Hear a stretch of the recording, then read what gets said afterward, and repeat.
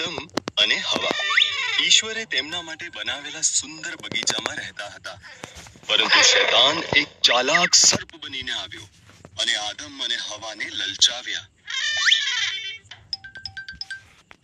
કહ્યું હતું કે તમારે આ વૃક્ષનું ફળ ન ખાવું. સર્પે હવાને પૂછ્યું.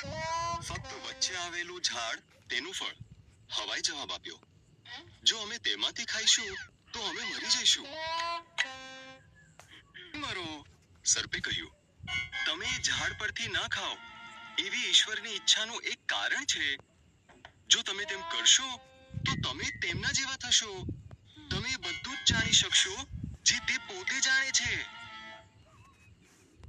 ખાધું. તેણે તેની સાથે રહેલા આદમને થોડુંક આપ્યું. તેણે પણ ખાધું. અને એ જ વખતે તેઓ એવી વાતો જાણતા થયા જે તેઓ પહેલા ક્યારેય જાણતા ન હતા.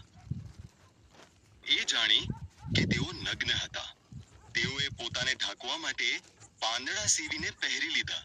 તેઓને પહેલા ક્યારેય ડર કે શરમનો અનુભવ થયો નહોતો. તેથી તેઓ જાણતા હતા કે કંઈક ખોટું છે. ઈશ્વરે હાક મારીને બોલાવ્યા. હવા, અમે સંતાઈ ગયા છીએ. આદમે કહ્યું, અમે નગ્ન છીએ. તમે એ જાણ્યું કારણ કે તમે એ વૃક્ષ પરથી ફળ ખાધું.